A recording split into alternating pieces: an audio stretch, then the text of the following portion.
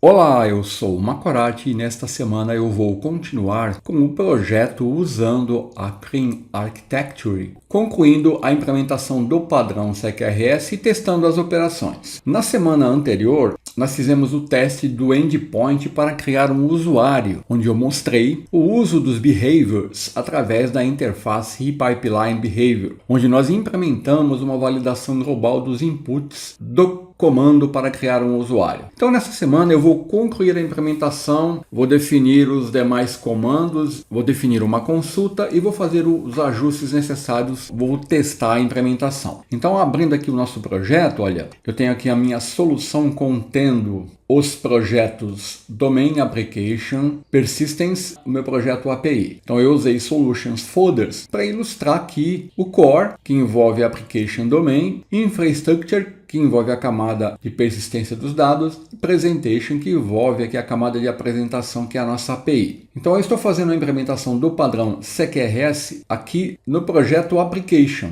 numa pasta Use Cases, onde eu defini aqui as pastas para realizar a implementação do CQRS. Então, cabe destacar que eu estou usando aqui um cenário simplificado para fins didáticos, onde nós temos apenas uma entidade aqui no nosso domínio, olha, na pasta Entities, a entidade User, que contém apenas duas propriedades e foi definido de uma maneira bem simplificada. Esse cenário, por si só, não justificaria a adoção e a implementação do padrão CQRS. Se você notou, para a implementação do comando para criar um usuário, eu criei aqui, olha, 5 classes. A classe do response, que são os dados que eu espero retornar, a classe do request, que são os dados que eu estou enviando, a classe do mapeamento, onde eu estou definindo o mapeamento do automapper, e a classe de validação, onde eu estou usando a frame de validation. Então isso vai se repetir para os demais comandos e consultas. Além disso, eu tenho a classe handler, que é a classe principal,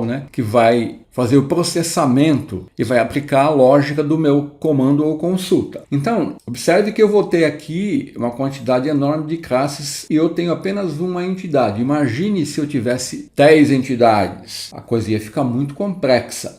Então aqui, nessa implementação, nós poderíamos simplificar o código, em vez de criar classes separadas para mapeamento, validação, mesmo o response, eu poderia reutilizar classes comuns para várias operações. Por exemplo, poderia criar uma classe base para mapeamento e validação, que são compartilhadas entre as operações de criação, leitura, atualização e exclusão. Então, para as operações CRUD, como criar, ler, atualizar, excluir, eu poderia criar classes de comandos e manipuladores genéricos também, que poderiam ser reutilizados por várias entidades. Então isso me ajudaria a reduzir a duplicação de código. Entretanto, a adoção do padrão CQRS, ela traz consigo um aumento na complexidade do código. É por isso que você tem que avaliar se vale a pena utilizar esse padrão no seu projeto. Num CRUD básico, como eu estou mostrando aqui, nem valeria a pena. Aqui o objetivo é apresentar aqui a estrutura da Clean Architecture,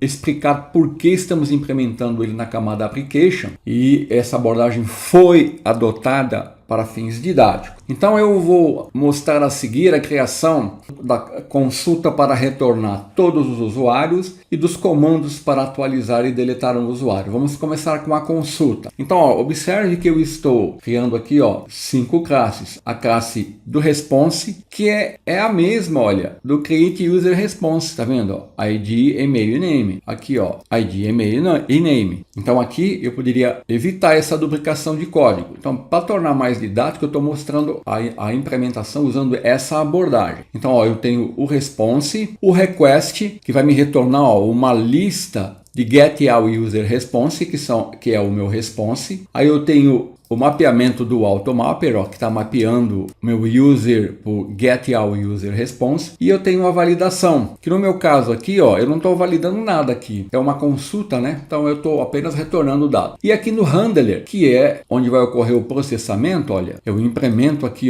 a interface eRequestHandler do Mediator, definindo o request e o response. Vou obter uma lista de usuários, estou definindo aqui a utilização do meu repositório do Automapper. Aqui eu não estou usando o Unit of Work, eu não estou persistindo nada na base, eu estou apenas realizando uma consulta, estou fazendo a injeção aqui no construtor e no método handle da interface que eu estou implementando, eu uso a instância do repositório e uso o método getAll, que eu vou passar o request e um token de cancelamento que é opcional. Eu vou ter o retorno aqui dos objetos users e eu aqui uso o Automapper e retorno aqui para uma lista de getAllUserResponse. Então essa consulta é bem simples. Então aqui eu observo que eu tenho uma classe selada. Então agora eu vou fazer a implementação lá na camada de apresentação para a gente testar essa consulta no controlador. Antes disso eu queria apresentar aqui que na camada Web API eu criei aqui o método de extensão Course Policy Stations, onde eu estou definindo um método de extensão configure course policy e estou definindo aqui esse código que está aqui adicionando uma política course Resource Sharing no meu serviço. Então esse código define uma política padrão, onde eu estou aqui praticamente permitindo qualquer origem, allow any origin, allow any method, allow any header. Então qualquer origem, qualquer método e qualquer cabeçalho vai poder acessar a nossa API. Então aqui é importante entender que eu estou usando aqui uma política course sem restrição. Então você deve considerar as implicações de fazer isso. E naturalmente, no ambiente de produção, você não vai usar essa implementação. Você vai implementar uma política course mais restritiva. Então eu estou definindo esse método de extensão na camada Presentation, no projeto Web API. E aqui na classe Pragma, olha, eu estou invocando aqui aquele método de extensão e estou aqui ativando o course. Então isso é importante. Numa API você sempre tem que atentar para o requisito do course. Muito bem, então agora vamos aqui no nosso controlador Users Controllers, onde eu tenho aqui o endpoint que está tratando com o verbo HTTP POST para criar um usuário que nós testamos na semana anterior. Então eu vou definir agora o endpoint que vai usar o verbo HTTP GET e que vai consumir e invocar aquele handler para consulta. Então a assinatura do método, ele é assíncrono, né? Ele vai me retornar uma lista de getAllUserResponse, que é o meu response. E aqui eu estou passando um cancellation token, eu não estou passando nada, eu só vou consumir o handler lá. Então eu vou definir um response aqui, vou usar um await porque o método é assíncrono, vou usar o mediator, vou dar um send e aqui criar uma instância do meu getAllUserResponse com um cancellation token. E aí eu vou retornar a resposta aqui. Veja que é bem simples a implementação. Então esse código ele trata com o request HTTP GET para obter uma lista de usuários. Então o request é manipulado via mediator aqui, que envia para o manipulador apropriado. Como que ele sabe o manipulador? Com base aqui no getAllUserResponse. Aí o manipulador vai executar a lógica necessária para obter os dados do usuário. No nosso caso aqui,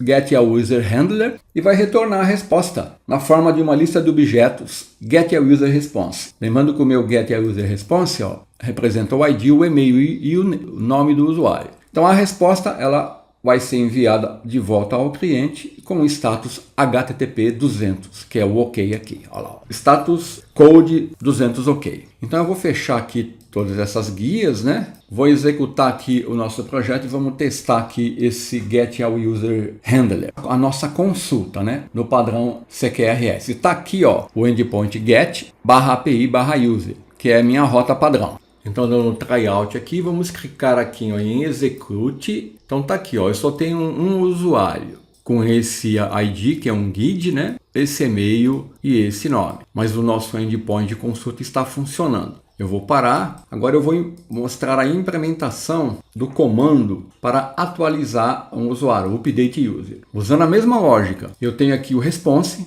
que é igual ao response de create user.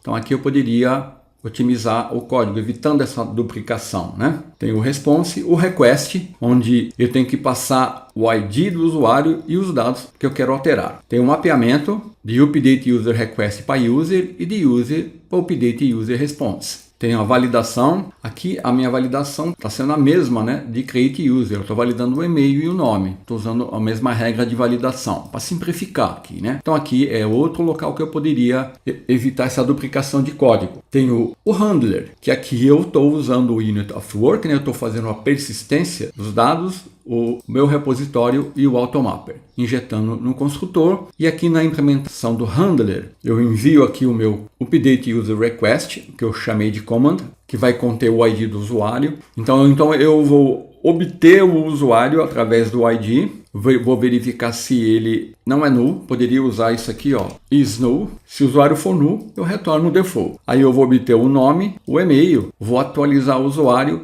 vou persistir usando a Unit of Work e eu vou fazer o mapeamento do Automapper, usando o Automapper aqui. Então vamos agora à implementação do endpoint no controlador, Users Controller. Vou defini-lo aqui, ó. Então esse endpoint vai tratar com request put e eu vou passar o ID. Aí eu vou usar a assinatura padrão, né? Aonde eu estou definindo aqui o nome do método, o ID que eu estou passando, os dados do request que eu represento os dados alterados, né? E aqui a primeira coisa que eu vou fazer é verificar se o ID que eu estou passando é diferente do ID que eu estou passando no request, que deve ser informado junto com o objeto user que eu quero atualizar. Se isso for verdade, eu retorno um bad request. Caso contrário, eu vou usar o mesmo código que eu usei aqui, ó. Vou usar o mediator, vou enviar, só que eu vou enviar, né, o comando update, que aqui está representado por request, que é do tipo update user request. Então aqui o código trata com o request HTTP put para atualizar o usuário. Verifica se o identificador na URL corresponde ao identificador dos dados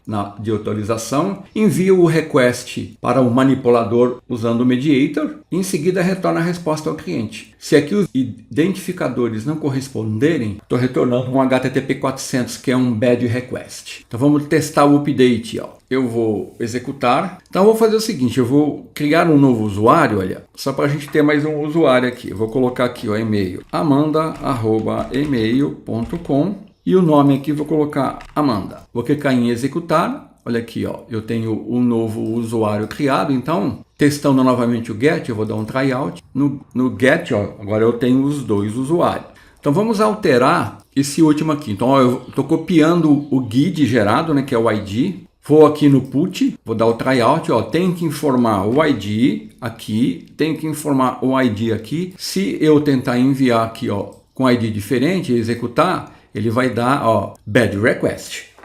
Então vou copiar o mesmo ID aqui e aqui eu vou alterar. Esse aqui são os dados da Amanda, né? Então vamos alterar aqui, ó, amanda_email@email.com e aqui eu vou colocar aqui, ó, Amanda alterado. Só para a gente constatar que a alteração foi feita. Eu vou clicar em execute. Olha aqui, ó.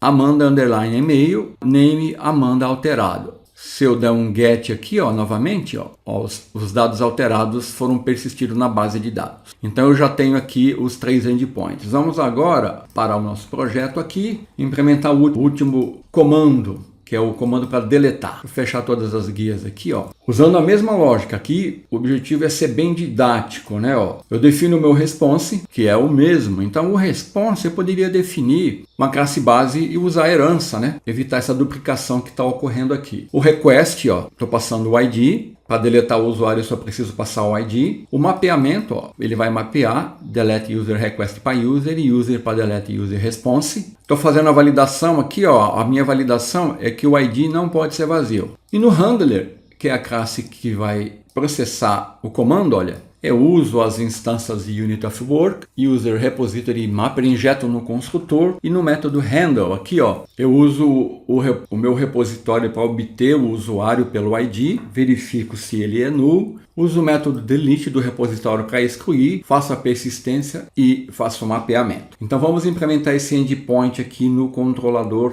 na camada presentation aqui ó, Users Controller. Get all, create, update, vamos definir o delete aqui. Então aqui eu vou usar o verbo HTTP delete, vou passar o ID do usuário, né, que eu quero deletar. A assinatura aqui é a assinatura padrão que eu estou usando. Então, ó, método assíncrono, aqui eu estou passando o meu ID que é um guide, que pode ser nulo, e o cancellation token. Então aqui, ó, a primeira coisa que eu vou verificar é se o ID é nulo. Se for nulo, eu dou um bad request. Então aqui ó, eu vou ter que criar uma instância do delete user request com o valor do ID. Então eu vou fazer assim, ó, var delete user request igual a new delete user request ID value. Com isso eu estou preparando os dados, né, necessários para solicitar a exclusão do usuário aqui. E aqui, para concluir, eu vou usar a mesma lógica que eu uso aqui, ó. Usar o mediator, enviar o comando, o handler e retornar a resposta. Atualmente aqui, ó, estou passando uma instância de delete user request, que foi criada aqui, ó, com um ID. Vamos executar. Está aqui o meu delete. Vou obter aqui os usuários que eu tenho cadastrado, ó. Eu tenho 2 usuários cadastrados. Vamos cadastrar mais um aqui, ó. Dar um post aqui, ó. Colocar aqui, ó, paulo@yahoo.com. Paulo, olha aqui, ó, cadastrei um usuário, vou dar um get users, ó, agora eu tenho os 3 usuários. Então vamos excluir esse último usuário aqui, ó. Então eu tenho que copiar esse guide aqui, né, que é o ID do usuário. Vou aqui no delete, tryout. Então sem formar um ID inexistente aqui, ó. Então ó, eu tenho que ser um guide. Então vamos colocar o guide aqui.